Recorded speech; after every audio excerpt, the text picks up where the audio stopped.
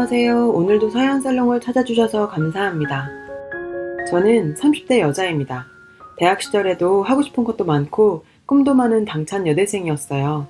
더 넓은 세상을 경험해보고 싶어서 호주 워킹홀리데이를 떠나게 됐죠.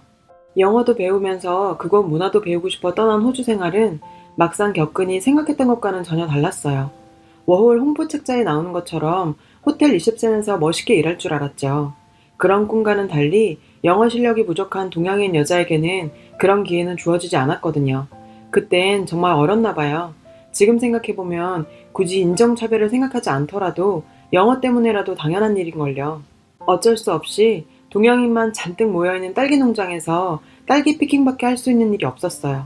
매일 농장과 숙소를 오가면서 이건 뭐 영어를 배우러 온 건지 그냥 노동을 하러 온 건지 일하고 나면 하루가 고단해 서로 얘기는커녕 잠들기 바빴죠. 도대체 호주에 뭐하러 온 건지 후회 같은 심정으로 호주 생활을 하고 있었습니다. 물론 그런 생활을 즐기는 친구들도 꽤 있었어요. 저는 정말 당장이라도 집에 돌아가고 싶었지만 호주에 온 지 2달도 안 돼서 돌아가는 건 정말 주변 사람들에게도 자랑해놓기도 했고 환경이 이렇다고 무언가 포기하면 앞으로 내 인생에서 뭘 해낼 수 있을까 하는 생각도 들더라고요. 이렇게 돌아갈 수 없었던 저는 어떻게든 호주 생활에 적응하기 위해 워홀러들을 위한 카페에 가입했는데 그곳에서 남편을 만나게 됐어요. 1년차 워홀러였던 남편은 병아리 워홀러인 저에게 본인도 다 겪은 과정이라며 많은 걸 조언해줬습니다. 그렇게 쉬는 날마다 만나서 일주일간 있었던 얘기를 하소연하며 시간 가는 줄 모를 정도로 편한 사이가 되었고 친구처럼 혹은 연인처럼 호주 생활에 점점 적응해 갔어요. 전 이 이역만리 타지에도 의지할 곳이 생겼다는 자체에 마음이 안정이 되었고 남편의 도움으로 농장에서 벗어나 골든코스트에 있는 작은 호텔에 취업을 하게 되었어요. 드디어 제가 꿈꾸던 호주 생활을 시작했어요. 정말 농장에서 일하는 거랑은 천지 차이였죠. 거의 온종일 영어만 쓸 정도로 영어만 쓰다 보니 하루가 다르게 영어 실력도 쑥쑥 올라갔고 다양한 나라의 사람들을 상대하면서 즐거운 나날들을 보내고 있었어요. 그런데 만남이 있으면 이별이 있듯 남편의 비자가 끝나게 되면서 한국으로 돌아가게 되었는데 사실 그때까지만 해도 좋은 사이라고 생각은 했지만 사귄다거나 뭐 결정적인 일들이 있었던 건 아닌 상태로 저희는 이별하게 되었습니다. 몸이 떨어지면 마음도 멀어진다고 점점 연락도 줄어들게 되고 그렇게 시간이 흘러 저도 2년간의 호주 생활을 마치고 한국으로 들어왔고 넓은 세상의 경험을 하고 와서인지 자신감도 넘치고 뭘 해도 할 수 있겠다는 생각이 들던 시기에 열심히 취업에 도전해 대학 졸업 후 바로 외국계 회사에 들어갔어요. 취업 후 바쁘게 생활을 하고 있는데 한 통의 전화가 왔어요. 수정아, 오랜만이야. 한국 들어왔다면서 잘 지내지? 정말 한참을 기다리고 있었는데 이제서야 연락해온 남편이 야속하기도 했어요. 하지만 이렇게라도 다시 인연을 이어갈 수 있다는 사실에 기뻤죠. 호주에서 못다이로 인연을 이어가면서 저희는 사귀게 되었습니다. 남편은 회사 생활로 바쁜 와중에도 단 1시간이라도 얼굴 보기 위해 저희 집까지 찾아와줬고 365일 중에 365일 봤다고 해도 과언이 아닐 만큼 불타는 연애를 했어요. 남편의 프로포즈를 받아들여 결혼하게 되었어요. 결혼 2년차까지는 정말 신혼생활이 이런 거구나 싶을 정도로 행복했고 아이까지 가지게 되어서 저희는 세상 부러울 게 없는 부부가 되었죠. 출산을 앞두고 시어머니와 남편은 곧 아이도 나오게 되는데 제가 회사를 계속 다니는 건 무리가 있지 않느냐며 남편이 돈 잘 버니 아이가 조금 클 때까지는 회사를 그만두는 게 어떠냐고 제안했어요. 어렵게 들어간 회사 그만둔다는 게 아쉽기는 했지만 아이에게 엄마가 있어야 하는 것 또한 당연한 일이긴 했죠. 신생아 때 엄마의 케어가 중요하기도 하고요. 아이가 조금 클 때까지만 회사를 그만두기로 결정했어요. 그땐 사실 몇 년 쉬어도 재취업 잘할 자신도 있었습니다. 출산 후 아이와 2년의 시간을 보내고 저도 슬슬 사회로 복귀를 위해 재취업을 알아봤지만 제가 생각했던 것과 달리 출산 후 경력이 단절된 여자에게는 사회는 냉혹하기만 하더라고요. 왜 경견녀라는 말이 나온지 실감했어요. 그래도 저는 저의 일을 하고 싶었습니다. 작은 레스토랑 사장이 되는 게 꿈이었던 저는 오랜 고민 끝에 호주에서 호텔에서 서비스하며 일한 경험을 살려 레스토랑 창업을 해보기로 결정했어요. 남편도 좋은 생각이라며 저를 적극 지지해줬고 저도 정말 자신이 있었거든요. 이 선택이 제 인생에 얼마나 큰 파도를 몰고 올지 그때는 미처 생각하지 못했습니다. 야심차게 시작한 퓨전 레스토랑은 제 의욕만 너무 과했던 걸까요?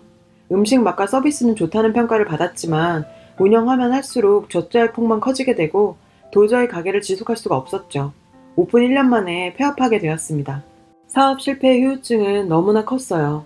제가 모아둔 돈을 다 날린 건 물론 오픈할 때 대출받은 돈과 적자로 인해 쌓인 빚이 1억 가까이 됐어요. 하지만 정작 더 큰 문제는 남편과 시댁의 태도 변화였어요. 가게를 접은 뒤 남편은 집에도 늦게 들어오고 저만 보면 한숨 쉬면서 투명인간 취급을 했고, 시아버지께서는 암탉이 울면 집안이 망한다는 옛날 말이 전혀 틀린 게 없다며 저를 볼 때마다 얘기하셨죠. 1억의 빚까지 지게 된 건 모두 제 잘못이니까 입이 10개라도 할 말이 없었고, 정말 죄인이 된 양 위축돼서 지냈어요. 꿈 많고 당당하던 저의 모습은 온데간데 없고 남편과 시댁의 눈치만 보며 지내게 되었습니다. 사실 어머니 성격상 이 사실을 알면 쓰러지실 수 있다는 생각에 남편과 시아버지는 어머니께 자세한 내용은 일단 숨기고 있던 중이었어요. 어느 날 어떻게 아셨는지 제 가게가 망한 걸 넘어 1억 빚까지 지게 되었다는 사실을 알게 된 시어머니는 흥분한 모습으로 저희 집으로 찾아오셔서 제 뺨을 때리더라고요. 아이고, 수연 엄마는 의사 사이 보고 떵떵거리면서 사는 거 눈꼴 싫어 죽겠는데 누구는 며느리 잘못 봐서 집안 폭삭 망하게 생겼네. 도대체 사돈은 자식 교육을 어떻게 했길래. 우리 아들이 네 빚 갚는다고 인생 망치는 거 나는 눈 뜨고 못 본다. 너 같은 며느리 필요 없으니 당장 이 집에서 나가라. 부모님에게도 맞아보지 않은 뺨까지 맞고 쫓겨나듯 집에서 나온 저는 친정에도 갈 수 없었고 울면서 남편에게 전화를 했어요. 그래도 이런 상황에선 제 편이 되어줄 거라고 생각했던 남편은 이미 시어머니와 같은 생각인 듯 했습니다. 오빠, 사실은 오늘 어머님이 찾아와서 엄마 만났으면 대충 들었겠네. 난 이 빚 갚아줄 생각 없으니까 우리 이혼하자. 너 때문에 내 인생까지 망칠 순 없잖아? 네가 빚진 건 이혼 사유로 충분한 거 너도 알지? 우리 질펀하게 굴지 말고 그냥 깔끔하게 헤어지자. 알겠지? 아니, 그래도 내가 열심히 일해서 빚 갚을게. 우리 딸 소희도 있잖아. 제발 그러지 마. 제가 울면서 애원을 해봐도 정말 그렇게 자상하던 남편도 돈 앞에서는 피도 눈물도 없이 차갑더라고요. 물론 제가 진 빚 남 탓할 생각은 없었고 아예 이해가 안 가는 것도 아니었지만 아이까지 낳고 함께 산 부부 사이에도 그저 돈 앞에서는 그냥 남이 되는 현실에 저는 그저 할 말을 잃었습니다. 그래서 남편인 건지. 그렇게 이혼하게 되었는데 법원에서는 경제력도 없고 빚만 있는 저에게 양육권을 맡길 수 없다며 남편의 손을 들어줬고 저는 빚만 가진 채 쫓겨난 꼴이 됐어요. 시댁에 찾아가서 아이만큼은 제가 키우게 해달라며 무릎 꿇고 빌었지만 문도 열어주지 않더라고요. 희망이란 없는 긴 어두운 터널을 지나는 듯한 그 시기에는 극단적인 선택을 하는 사람들의 심정이 이해될 정도로 나쁜 생각조차 하기도 했고요. 하지만 생각하면 할수록 1억 빚까지 지게 된 건 전적으로 제 잘못이지만, 네, 맞아요. 1억이란 돈 정말 큰 돈이죠. 하지만 어찌 보면 사람까지 버릴 만큼 큰 돈인가 그런 생각도 듭니다. 고작 1억 때문에 아이까지 뺏겨버린 이 상황에 오기가 생기더라고요. 빨리 빚부터 갚아야 우리 소희를 다시 데려올 수 있다고 생각하니 정말 가릴 일이 없었던 저는 레스토랑에서 일을 시작했습니다. 설거지 일부터 시작해서 재료 손질, 청소, 서빙까지 레스토랑에서 할 수 있는 일이라 일은 다 했고, 가게 운영해봤던 경험을 살려 레스토랑 운영에도 적극적으로 아이디어 내면서 레스토랑 일에 임하다 보니 설거지, 청소 업무로 시작해서 가게 매니저까지 승진하게 되었고, 매장 매출까지 올라가게 되니 사장님의 신뢰를 한 몸에 받다 보니 자신감도 가지게 되고 상처도 점점 치유되어 갔습니다. 그리고 사장님께서는 정말 뜻밖의 제안을 해주셨어요. 수정씨, 저랑 함께 일해볼 생각 없어요? 다름이 아니라 프랜차이즈 업체로 확장을 준비하고 있는데 제가 1년간 수정씨 지켜본 바로는 남들과는 다른 감각을 지니고 있는 것 같아요. 저랑 같이 일해볼래요? 저는 아직 빚도 있고 사업을 하고 뭐 그럴 여유가 없었습니다. 월급을 받아서 빚 갚고 하루라도 빨리 아이도 데려와야 했어요. 사장님이 제 아이디어를 높게 평가해 주셔서 사업 파트너를 제안했지만 사장님의 제안을 거절했어요. 사장님은 저의 아이디어와 감각만 필요해서 스카우트 제안을 하는 거라고 하시며 처음부터 아주 큰 돈을 벌지는 못하겠지만 지금의 월급보다는 조금 더 높은 월급을 안정적으로 주겠다고 하셨고, 사장님의 자본과 제 아이디어와 성실함으로 자신있게 느껴진다고 하시더라고요. 누군가에게 필요한 사람이라는 느낌, 정말 오랜만에 받았던 저는 고민 끝에 사장님의 제안을 받아들였습니다. 그리고 믿지는 장사도 아니었고요. 그리고 정말 인생에서 마지막 기회라고 생각하고 2년간 미친 듯이 일했는데요. 사장님과 저, 그리고 직원들은 제 입장에서 봤을 때 제가 레스토랑 운영을 하면서 부족했던 점을 메꿔주며 좋은 시너지를 발휘했고 2년 동안 꽤 많은 매장을 오픈하면서 프랜차이즈화를 성공시키고 있었죠. 불과 3년 전 레스토랑 말아먹고 시댁에서 쫓겨난 제가 프랜차이즈 업체 공동대표가 되었습니다. 일할 때 꼼꼼한 제 성격 탓에 순간 방심하면 놓친다는 생각에 하나하나 직접 체크해야 마음이 놓여서 특히 신규 매장 오픈 초기에는 직접 매장 관리까지 해드렸습니다. 어느 날 매장 관리를 하던 차에 여느 날처럼 점심시간이 되자 손님들이 몰려 정말 정신이 하나도 없을 때 익숙한 목소리가 들려왔어요. 얘들아, 여기가 요즘 그렇게 소문이 자자하더라. 그 목소리에 돌아본 자리에는 전 시어머니가 저를 하찮다는 눈으로 쳐다보며 있었어요. 어머, 너 여기서 알바하니? 여기 서비스 좋다고 하더만 직원 수준이 이래서야. 여기 사람들은 네가 남의 아들 인생 망칠 뻔해서 이혼당한 거 알고 있니? 여전히 변하지 않은 시어머니는 저를 아직도 하찮은 며느리 취급하면서 악담을 퍼부었어요. 저도 참 바보 같죠. 3년이나 흘렀는데도 그런 시어머니 모습에 트라우마가 떠올라 혼미하더라고요. 시간이 많이 흘러서 괜찮을 줄 알았는데 그래서 스텝 준비실에서 멍하니 앉아 있었습니다. 어느 정도 시간이 흘렀을까요? 갑자기 이래서야 내 딸을 어떻게 다시 데리고 올까 생각하니 정신이 바짝 차려지더라고요. 다시 홀로 나왔죠. 친구분들과 식사를 하고 있더군요. 저한테 그렇게 악담을 퍼붓고는 밥이 입으로 넘어가는지 우걱우걱 잘 먹고 있는 그 모습에 정말 겨우 저런 인간한테 시달린 거 생각하니 오히려 화가 났고 그래서 그 테이블로 갔어요. 인사가 늦었네요. 안녕하세요. 결혼식 때 다들 뵀죠? 뭐 이혼했지만 그래도 인사는 해야 할 것 같아서요. 아니 뭐하는 짓이야? 니깎게 먼 게 내 친구들한테 인사를 해? 니 주제에 맞게 굴어. 들은 척도 안 하고 그 테이블에 같이 앉았어요. 처음부터 저에게는 그 여자 허락은 필요하지 않았거든요. 이게 보자 아니 밥맛 떨어지게 어디서 알바 주제에 손님 테이블에 앉아? 직원 교육이 엉망이구만. 여기 사장 나오라 그래. 참 어디서 본 건 있는지 사장 찾아대는 어머님께 조용히 명함 한 장을 내밀었어요. 제가 여기 프랜차이즈 대표예요. 사장 부를 필요 없이 그냥 저한테 말씀하시면 돼요. 어머니는 적잖게 당황하신 듯 말까지 더듬으셨고 같이 온 친구분들도 웅성웅성 되셨어요. 이혼하고 나서 일이 술술 잘 풀리더라고요. 이럴 거면 하루 빨리 이혼할 걸 그랬어요. 아들 인생 말아먹은 게 제가 아니라 제 인생 맡고 있었던 게 그쪽 집안이었나 봐요. 말했더니 손을 부들부들 떨더라고요. 어머, 또 때리시게요? 아직도 그 손버릇 못 고치셨어요? 저 때리면 이제 범죄예요, 범죄. 집안 말아먹으려니라고 얼마나 때리시던지요. 다 지난 일이니 이렇게 웃으면서 말할 수 있죠. 어머님 폭력 잘 쓰시잖아요. 새며느리 들이시면 때리지 마세요. 제가 멍청했으니 그냥 넘어갔지 고소당해요. 친구분들도 조심하세요. 이분 손버릇 장난 아니거든요. 제 말에 반박도 못하고 그저 할 수 있는 게 욕짓거리밖에 없는 걸 보니 저런 여자한테 절절 매던 제가 다 한심스러울 정도였어요. 혹시 저기 수연씨 어머니시죠? 어머님께 얘기 많이 들었어요. 지지리도 가난했던 년이 의사 사위 보고 나서 어깨에 힘들어가서 떵떵거리면서 사는 거 꼴 보기 싫다고 그렇게 말씀하시던데 아직 잘 만나고 계시네요. 얼마나 뒷담을 해대는지 제가 친구분들 이름도 외울 정도였다니까요. 당황한 표정으로 제 입을 막아보려 했지만 이미 엎질러진 물을 주워 담기는 늦었어요.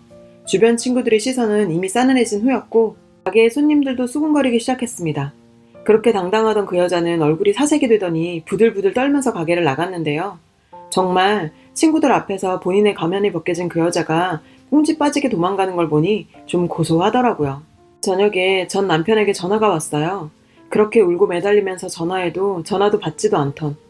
야, 너 우리 엄마랑 무슨 일 있었던 거야? 오랜만이네. 오늘 어머님 뵀는데 여전하시더라. 여전히 내가 자기 며느리인 줄 알고 함부로 대하시던데 너 도대체 무슨 말을 했길래 엄마가 죽는다고 난리를 치냐고. 내 인생 망친 것도 모자라 우리 가족을 다 망치려고 드는 거야? 네 인생이 왜? 네가 빚을 갚아주기로 했어. 뭘 했어? 마누라한테 빚 생기니까 지 피해보기 싫어서 그냥 아이까지 빼앗아 내쫓아놓고 이 비겁한 놈아. 그랬더니 남편은 이혼할 때 위자료 청구 안 한 것만 해도 다행으로 생각해야지 제가 염치도 없다며 빚밖에 없는 여자가 무슨 아이를 키운다는 거냐고 앞으로 아이 볼 생각 꿈도 꾸지 말라더라고요. 아, 너희 엄마가 말 안 했니? 나 네 엄마가 오늘은 식당 대표야. 네가 나 버려줘서 인생 역전됐네. 이걸 고맙다고 해야 하나? 그렇게 전화를 끊어버렸어요. 다음날 전화가 또 오길래 당연히 안 받았죠. 제가 그런 인간이랑 할 얘기가 있나요? 그랬더니 다음날 바로 저를 찾아왔더라고요. 앉자마자 한다는 말이 저보고 정말 여기 대표 맞냐고 합니다. 그래서 대표 명함을 주고 확인시켰죠. 그 명함을 봤더니 남편이 보고 손을 벌벌 떨더라고요. 모전자잔인 건지 지 엄마도 손을 떨더니 지는 또 손을 왜 떠나요? 저보고 딸은 볼 생각도 말라던 사람이 소희 엄마, 아니 여보, 우리 소희 다시 같이 키워보는 건 어때? 내가 아무리 봐도 소희한테는 엄마가 필요하고 이럽니다. 진짜 입을 한 대 때리고 싶었지만 보는 직원들도 있고 해서 참았어요. 야, 1억 참. 그래, 그거 갚기가 힘들더라. 근데 네 애까지 낳아준 마누라까지 버릴 큰 돈은 아니던데? 네 엄마 말대로 주제에 맞게 행동해. 어딜 와서 여보야? 그리고 내가 우리 소희를 왜 못 봐? 네 말대로 내 딸한테 내가 필요해. 곧 변호사 통해서 연락 갈 테니까 기대하고 있어. 그렇게 전 남편을 내쫓았어요. 저는 곧 양육권 반환 소송을 냈습니다. 변호사님께서는 제가 양육권을 뺏긴 이유가 경제력이 없었던 것밖에 없었기 때문에 빚도 다 갚았고 돈을 벌고 있는 지금이라면 충분히 양육권을 가지고 올 수 있다고 하셨어요. 무엇보다 아이가 스스로 원하는 일이기 때문에 좋은 결과 기대할 만하다고 하더라고요. 그렇게 좋은 조건으로 시작한 소송임에도 남편은 무슨 우기였던 건지 포기하지 않았습니다. 양육권 반환 소송 과정은 피가 말렸죠. 다행히도 재판부는 아이의 의사를 반영해서 제 손을 들어줬고 아이를 제 품으로 데리고 왔습니다. 지금은 회사에서 제 상황을 배려해줘서 한 달간 쉬면서 아이와 시간을 보내고 있어요. 제 딸을 다시 품에 안은 지금이 정말 행복합니다. 그동안 못 보낸 시간 보상하듯 같이 맛있는 것도 먹고 예쁜 옷도 사주고 그렇게 보내고 싶어요. 정말 인생은 한 치 앞도 모르는 거네요. 인생 최악의 상황에서 희망을 찾고 완전히 새로운 인생을 살게 될 줄 정말 몰랐어요. 잠든 아이를 보니 참 많은 생각이 드는 밤입니다. 정답 없는 인생, 살다 보면 희망 가득 찬 날도 오는 거겠죠. 이 글 읽어주신 분들도 행복하시기를 바랍니다. 여러분, 사연 댓글에 응원과 현명한 조언 부탁드려요. 좋아요와 구독은 저에게 큰 힘이 됩니다. 오늘도 좋은 일 가득하세요.